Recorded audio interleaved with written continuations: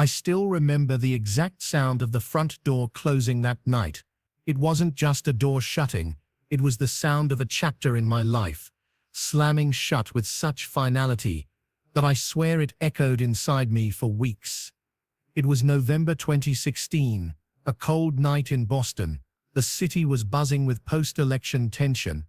Everyone glued to the news, wondering what the next 4 years would look like. But while the whole country seemed to be arguing about politics and futures, mine had just collapsed in the quietest, most personal way possible. That night, I sat in our half-empty living room, staring at the indentation on the couch where my wife Sarah used to sit. Her scent, something floral, a mix of lavender and whatever overpriced lotion she always bought at Sephora, still lingered in the air, and for a moment I wanted to believe she'd just gone to the store, or maybe stepped outside for a late-night walk.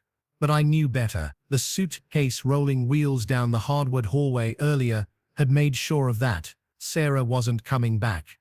I guess before I can tell you how I got here, I should backtrack, because nothing about this happened overnight. I'm Michael Carter, born and raised in Worcester, Massachusetts. I grew up in the 80s, the oldest of 3 kids in a house that always smelled like my mom's pot roast and sounded like my dad yelling at the Patriots game on a Sunday.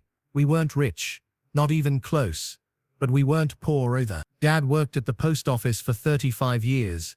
Mom taught 3rd grade, and they drilled into me the kind of values you only really appreciate once life has chewed you up and spit you out. Work hard, tell the truth, and keep showing up even when you don't want to. I met Sarah in the fall of 2004, my first year out of college. I was working as a junior analyst at a small finance firm in Boston. Long hours, cheap coffee, and spreadsheets that blurred together until my head hurt. She worked as a paralegal at a law office down the block. We bumped into each other at a Starbucks, me fumbling with my tie, her rolling her eyes at the fact that they spelled her name with 2 R's instead of 1. I offered a lame joke about lawyers being bad at spelling, and to my shock, she laughed. It wasn't love at first sight, but it was something. We dated for 3 years. Got married in the summer of 2000. It was one of those hot New England summers where the humidity clings to your skin no matter how many showers you take. The ceremony was small, St. Peter's Church, just close family and a handful of friends. I still remember the way Sarah looked walking down the aisle, her hair pinned back, her dress simple but elegant, the kind of thing she'd always said she wanted. And me, I was 26, standing there in a rented tux, sweaty palms heart hammering in my chest, thinking somehow I had won the lottery. The first few years were good, not perfect but good. We rented a tiny 1-bedroom in Cambridge, living off takeout and Trader Joe's wine. I was still trying to climb the ladder at work, and she was considering law school, but never quite took the plunge. We fought sometimes over money, over how much time I spent at the office, over whether we should get a dog. Normal stuff, I thought. By 2010 I had managed to land a better job, with a mid-sized investment firm, that actually paid well enough for us to move into a decent townhouse. I bought a used Audi, the kind of car I thought screamed, "I've made it," even though it was 3 years old and barely held together. Sarah seemed proud at first, bragging about me to her friends, but slowly something shifted. It's hard to pinpoint exactly when it started, but I began to feel like no matter what I did, it wasn't enough. She wanted more vacations, more dinners at fancy places, a bigger house. She'd scroll through Instagram, showing me pictures of other couples traveling to Greece or buying lake houses, and I could feel the silent judgment in her eye. Meanwhile, I was putting in 60, sometimes 70 hours a week at work, trying to keep up with a company that never seemed satisfied either. Looking back, I realize I was blind to the signs. There were nights she'd stay late at work, though I later found out her office closed at 6 sharp.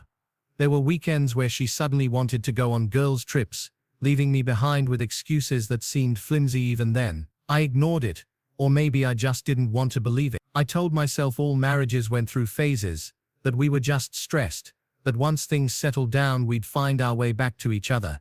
But instead, things only unraveled further. By 2015, Sarah had become almost unrecognizable to me. Not physically, she was still stunning, still had that same smile that once made me feel like the luckiest guy in the room. But emotionally, she was distant, cold. Conversations turned into arguments. Every little thing I did seemed to irritate her. I'd come home from work exhausted, hoping for some sense of peace, but instead I'd get criticism about the way I left my shoes by the door, or how I forgot to pick up milk. The worst part wasn't the fighting though, it was the silence. The way she'd retreat into herself scrolling on her phone, barely acknowledging me. The way our bed felt like two separate islands. The love we once had felt like a ghost haunting the house, always there, always reminding me of what we'd lost. Then came the day everything broke. It was October 29th, a Saturday. I'd been working late on a project all week, and thought maybe we could spend the day together. I suggested brunch at this little spot in Beacon Hill we used to love, but she brushed me off, saying she had errands to run. Something in me snapped that day. Maybe it was intuition, maybe just desperation, but I decided to follow her, not in a movie-style trench coat and sunglasses way, more like a pathetic, heartbroken husband who just wanted to understand why his marriage felt like it was crumbling beneath his feet. I trailed her car to a hotel downtown, sat there in the parking lot, hands gripping the steering wheel so tight my knuckles turned white. I watched her step out, watched her meet some guy, tall, dark-haired, the kind of man who looked like he had life figured out, and they walked inside together. No hesitation, no looking over her shoulder.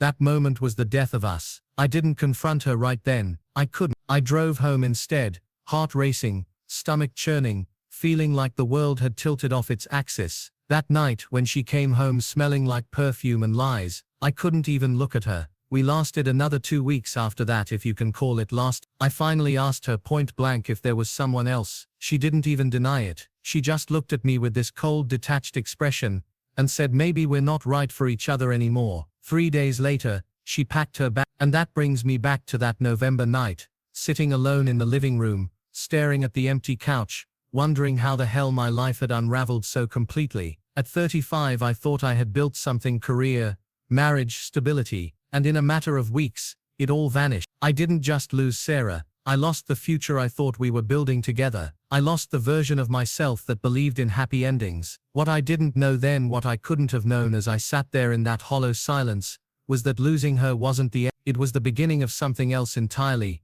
something I never could have imagined. The weeks after Sarah left blurred into each other like one long grace. I'd wake up, drag myself through work, come home to a silent house, and then lie awake at night staring at the ceiling, wondering how the hell everything had fallen apart so fast. It wasn't just sadness, it was humiliation too. Everyone I knew had seen us as this picture-perfect couple, the kind of people who had it together. And now I was the guy eating leftover Chinese takeout alone while my wife was God knows where with God knows who. I signed the divorce papers in December, just a week before Christmas. Actually, the courthouse smelled like disinfectant and despair. I remember the clerk handing me the stack of documents, her eyes glazed over, like this was just another day for her. But for me, it felt like I was signing away my entire adult life. 10 years of memories reduced to lines on paper. Sarah didn't even show up in person. Her lawyer handled it all. That stung worse than anything. After everything we'd shared, all the promises we'd made, she couldn't even look me in the eye. Instead, I got a man in a suit, telling me what was fair. Fair meant she got the townhouse, since her name was on the mortgage too, and half of my fair meant I had to start over while she got to stay in the house we had picked out together, sleep in the bed we bought together, live the life we built. I remember leaving the courthouse that day, walking into the biting December wind, watching families rush by with shopping bags, lights twinkling in store windows. Christmas music was blasting from every corner, cheerful and obnoxious, and I wanted to scream. To everyone else it was the most wonderful time of the year. To me it was the end of everything. I rented a small one-bedroom apartment in Somerville after that. Nothing fancy, just a place to put my stuff. It smelled faintly of cigarette smoke, even though the landlord swore no one had smoked there in years. The walls were thin and I could hear the couple next door arguing almost every night. The only furniture I had was a mattress on the floor, a hand-me-down couch from my brother, and a wobbly IKEA coffee table I built while drunk on a Friday night. The loneliness was suffocating. Everywhere I turned I was reminded of Sarah, the way she used to leave her shoes by the door, the mug she always used for her morning coffee, the playlists she'd make for long drives. It was like she haunted the spaces between my thoughts, even when she wasn't there. I tried distracting myself, Netflix marathons, late-night gym sessions, drinking more than I should, but nothing filled the void. Work wasn't any better. I was distracted, sloppy. My boss pulled me into his office one morning in January, and asked if I needed time off. I told him I was fine, but I wasn't. Not even close. My mind was a storm, and every spreadsheet, every conference call felt pointless. One night sometime in February 2017, I hit rock bottom. I'd been drinking, more than usual, cheap whiskey from the corner liquor store, the kind that burns going down. I remember sitting on that wobbly coffee table, staring at the walls, and for the first time in my life, I wondered if I even wanted to keep going. I thought about my parents, my siblings, my friends, and how they'd react if I just wasn't here anymore. The thought scared me, but also part of me felt numb enough to not care. That was the breaking point. Not the divorce itself, not Sarah leaving, not the papers I signed. It was that night, staring into the abyss of my own emptiness, realizing I had lost more than just a marriage. I had lost myself. The next morning, hungover and hollow, I sat on the edge of my mattress and made a decision. I couldn't keep living like this. Either I was going to let this divorce define me, bury me, destroy me, or I was going to claw my way out of the wreckage and figure out who the hell I was without her. It wasn't some magical Hollywood-style epiphany. I didn't suddenly feel better or find my purpose overnight, but it was the first time I admitted to myself that I needed to change, that if I kept going down this path, I wouldn't survive it. I started small. First I called my mom. I hadn't really talked to her since the divorce, mostly because I couldn't handle her worry, her disappointment, her questions. But that morning I called, and when she answered, her voice warm and familiar, I broke. I told her everything, how empty I felt, how lost I was, how close I'd come to giving up. She didn't judge me, she just listened. She told me she loved me, that I wasn't alone, that I was stronger than I realized. For the first time in months, I believed. Then I forced myself to stop drinking. Not forever, not cold turkey. I wasn't that disciplined yet, but I cut back. No more whiskey on weeknights. No more drinking alone just to fill the silence. Instead I started running. I'd wake up before work, lace up a pair of beat-up sneakers, and jog around the block. At first I could barely make it a mile without gasping for air, but there was something about the rhythm of my feet on the pavement, the cold morning air filling my lungs, that felt like a relief. Like maybe I was burning off some of the pain.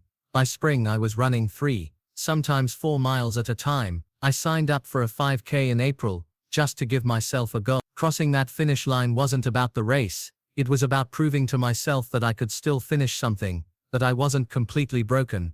But healing wasn't linear. Some days I felt like I was moving forward. Other days I'd see a couple holding hands on the street, and it would gut me. There were nights I still woke up sweating from dreams of Sarah, or worse, nightmares of her with someone else. The pain didn't disappear, it just became something I learned to carry. The turning point though came in May. My buddy Alex convinced me to take a weekend trip to New York. He said I needed a change of scenery, and he was right. We stayed in a crappy Airbnb in Brooklyn, went to a Yankees game, ate way too much pizza. But the real moment came one night when we stumbled into this little jazz bar in the West Village. The place was dimly lit, smoky, packed with people who looked like they belonged in some old movie. The band on stage played with this raw, aching intensity that cut through me in a way I can't explain. Sitting there nursing a beer, surrounded by strangers, I realized something. Life didn't stop just because my marriage ended. The world kept spinning. People kept laughing, singing, falling in love, getting their hearts broken, and I could either keep drowning in my own misery, or I could join the living again. It was a small revelation, but it mattered. It planted a seed. When I got back to Boston, I decided to try something I never thought I'd do: therapy. Growing up, therapy wasn't something people in my family talked about. You just sucked it up and kept going. But I was tired of pretending I had it all together. I found a therapist named Karen, mid-40s, calm voice, the kind of person who made you feel safe even when you were spilling your darkest thoughts. The first few sessions were brutal. I sat there arms crossed, trying not to cry, trying not to sound pathetic. But over time I opened up. I talked about the betrayal, the loneliness, the way Sarah's absence felt like a hole I couldn't fill. I talked about how I had tied my entire identity to being her husband, and now that she was gone, I didn't know who I was anymore. Karen didn't give me easy answers. She didn't tell me to just move on, or find someone new. Instead she asked me questions, hard questions. Who was I before Sarah? What did I want for myself, not for anyone else? What did I actually need to feel whole? For the first time I started thinking about those things. Summer rolled around, and with it, a sense of renewal. I joined a local running club, met new people, started saying yes to things I would have turned down before. A road trip to Maine, a weekend hiking trip in New Hampshire, a concert at Fenway. I was still raw, still healing, but I was living again. And yet, even as I was rebuilding, there was a shadow that followed me. Every time I felt a spark of joy, a small voice whispered, "She's still out there, she's still with him, and she's probably happier than ever." That voice fueled me. At first it fueled bitterness, anger, but slowly it started fueling something else, determination. If Sarah thought she had broken me, if she thought she had left me in ruins, she was wrong. I was going to build a life so full, so rich, so undeniably mine, that she would one day look back and realize she had thrown away something she could never get back. I didn't know how I'd do it yet. I didn't have a plan or a clear path, but I had a fire in me again, a reason to fight. The divorce had stripped me bare, the breaking point had shattered me, but now I was ready to start climbing out of the wreckage. The summer of 2017 felt like I was learning to walk again. Every step forward seemed to come with a stumble, every moment of progress shadowed by reminders of the past. I wish I could tell you that once I started running, going to therapy, and saying yes to new experiences, life just magically fell into place. But that's not how it worked. The truth is, the fallout from the divorce seeped into every corner of my life, and it took me years to fully understand just how deep those cracks ran. The first and most obvious place I felt it was at work. Finance is not a forgiving industry. You're either sharp on top of your numbers, ready to grind, or you get swallowed up. I had been a star performer for years, the guy who pulled all-nighters and impressed clients with neatly polished decks. But after Sarah left, that edge dulled. My attention wandered in meetings. I'd stare at spreadsheets, trying to focus, but my brain kept drifting back to her, to the hotel parking lot, to the papers I'd signed, to the house that wasn't mine anymore. By August, my boss, Steve, sat me down in his glass-walled office. He didn't sugarcoat. He told me my numbers were slipping, that my clients had noticed, that the firm couldn't afford for me to keep drifting. He asked if I needed time off. The thing about time off is, it doesn't fix what's broken inside you. I could take 2 weeks, 3 weeks, hell, even a month. But when I came back, Sarah would still be gone. The house would still be hers. My bed would still be empty. I told Steve I'd be fine, and I pushed harder. But the harder I pushed, the more cracks appeared. What kept me tethered, weirdly enough, was my family. My parents had been married for over 40 years, and while part of me resented how easy they seemed to make it look, another part of me leaned on them more than ever. My mum would call every Sunday just to check in. She'd slip casseroles into my fridge when she visited, pretending she was just in the neighborhood. My dad, never one for emotions, started inviting me to Patriots games more often, like sitting side by side in the stands could patch up what I'd lost. But even with their support, there was this unspoken awkwardness. Every family dinner came with careful silences, conversations that tiptoed around Sarah's absence. My younger sister, Emily, tried to fill the void with jokes, pretending nothing had changed, while my brother, Matt, avoided the subject altogether. It was like they were all walking on eggshells around me, afraid I might shatter again if they brought her up. And maybe they weren't wrong, because every time someone mentioned her name, even casually, even in passing, it was like a punch to the gut. The hardest blow, though, came in September. I was scrolling through Facebook one night, half distracted, when I saw it. A photo of Sarah. She was at some rooftop bar, holding a cocktail, her arm draped around that same tall, dark-haired guy I'd seen at the hotel. Her smile was wide, effortless, the kind of smile I hadn't seen on her face in years. The caption read, "Celebrating life with my favorite person." I don't know why I clicked on her profile. I knew it would hurt, but I couldn't stop myself. Photo after photo, Sarah and this man, his name was Daniel, I would later learn, living the life I thought we'd build together. Weekend trips to Nantucket, a vacation in Italy, candlelit dinner, concerts, the kind of curated happiness people love to flaunt online. I sat there, scrolling, the glow of the screen burning into my eyes, my chest tight. Every picture was like another reminder that she had moved on, that she wasn't haunted by me the way I was haunted by her, that she was thriving while I was surviving. That night, I smashed my phone against the wall. It cracked into pieces, the battery sliding across the floor. The sound was loud enough that my neighbors banged on the wall, telling me to shut up. I didn't care. I sat there in the dark, surrounded by broken glass and plastic, and let the grief wash over me. Therapy helped, but it didn't erase moments like that. Karen told me grief wasn't linear. She said healing would come in waves. Some days I'd feel okay, even hopeful, and others I'd feel like I was drowning again. She was right. Some days I'd wake up energized, ready to run, ready to face the world, and others I'd struggle just to get out of bed. The fallout extended to friendships too. Divorce changes your social circle in ways you don't expect. Couples we used to hang out with stopped inviting me places. Maybe they didn't want to take sides, or maybe they just felt awkward around a newly single guy. Either way, the invitation stopped. The only constant was Alex, my best friend since college. He was the one who kept dragging me out of the house, convincing me to grab beers, go to concerts, live a little. Without him I might have disappeared into my apartment completely. But even Alex couldn't fill the silence that followed me home. Nights were the worst. I'd lie there, the city sounds drifting through the thin walls, sirens, car horns, muffled laughter from the street, and I'd think about the nights Sarah and I had spent curled up together, whispering about dreams and plans. Now the bed was just a cold expanse of sheets, mocking me with its emptiness. Fall turned to winter, and Boston wrapped itself in its usual icy grip. Snow piled up on the sidewalks, salt crusted on my boots, and I found myself back where I'd been the previous year, alone in the cold. Only this time the divorce wasn't fresh. It was a wound that refused to heal. Christmas 2017 was brutal. My family tried.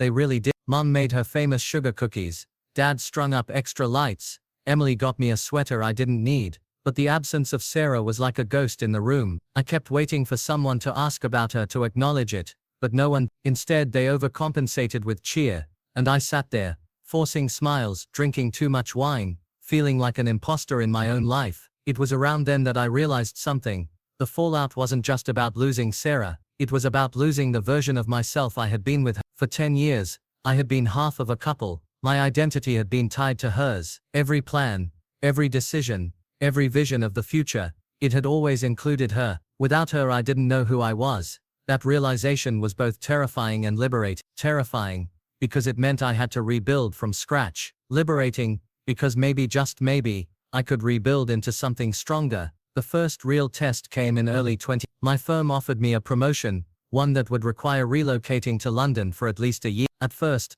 I hesitated. The thought of uprooting my life, moving across the ocean, felt overwhelming. But then I thought about Sarah, about how small Boston felt with her shadow, lurking in every corner. Maybe London was exactly what I needed. So I said yes. The move wasn't glamorous. I rented a flat in East London, barely furnished, with creaky floors and a view of a brick wall. The city felt massive, overwhelming, buzzing with energy that both excited and intimidated me. I'd get lost on the tube, order the wrong things at pubs, stumble over British slang I didn't understand. But slowly, I adjusted. Slowly, I started to carve out a life that was mine and mine alone. The distance helped. Being an ocean away from Sarah made it easier to stop checking her social media, easier to stop wondering what she was doing. London gave me a blank slate. New colleagues, new routines, new streets to run on.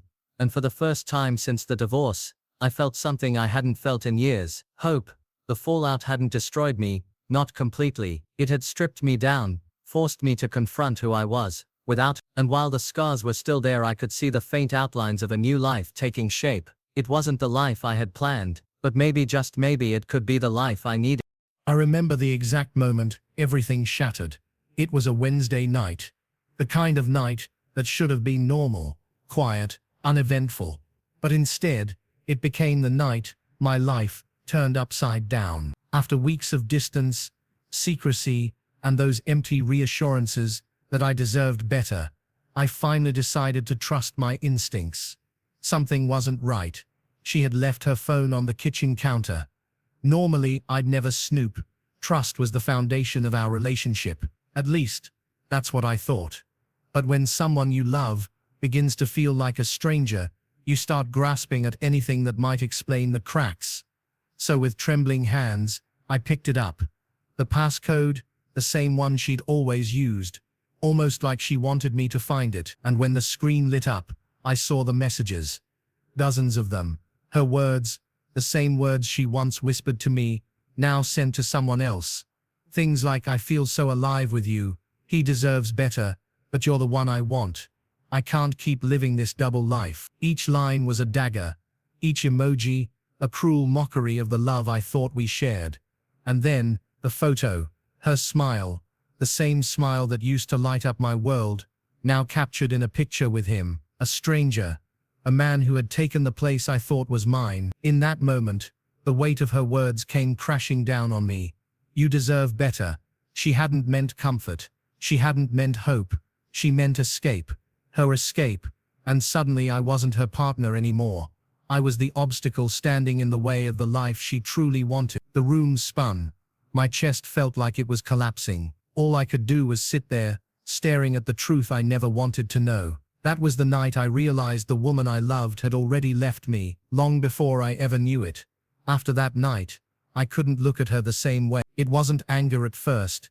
It was numbness, a cold, hollow emptiness that made everything feel muted. The world around me lost its color. Even the smallest things, like the way the sun broke through the blinds in the morning, or the sound of coffee brewing, felt foreign, like I was living in someone else's life. The divorce papers came quickly after. We didn't argue much. Maybe she didn't feel the need to fight for something she'd already abandoned. Maybe I was too broken to fight back. Either way, the house we'd built together turned into a battlefield of memories I didn't want to keep. She moved out with a few boxes, and suddenly silence became my new companion. I thought that was the end of me, truly. For months, I lived like a ghost. I went to work, did my job, nodded through conversations, but I wasn't really there. My friends invited me out, but I always found excuses. My mum called more often, her voice worried, but I brushed her off with lies about being fine. But rock bottom is a strange place.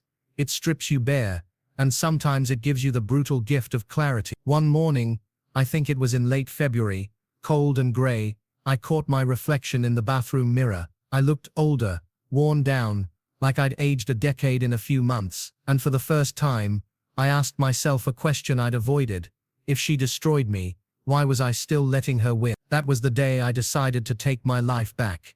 At first it was small things. I started running again, something I hadn't done since my college years. I traded late nights of drowning in whiskey for early mornings at the gym. I picked up books I'd abandoned years ago, let music fill the silence in my apartment, and forced myself to say yes when friends invited me out.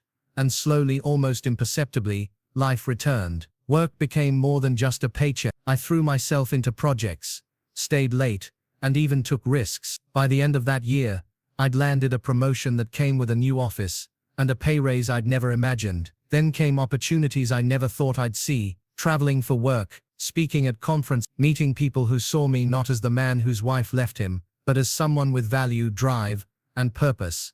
And somewhere along the way, I realized the truth.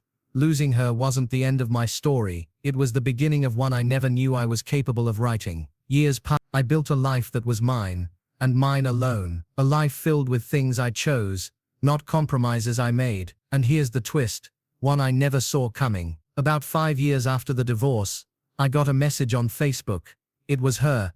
Her words were polite, almost timid. She'd seen some of my photos, the trips, the new apartment overlooking the city skyline, the smile I'd found again. She said she was happy for me, but the tone between the lines told a different story. From what I heard through mutual friends, her new life hadn't gone the way she imagined. The man she'd left me for didn't stick around. The dream she chased turned into something messy, something unstable.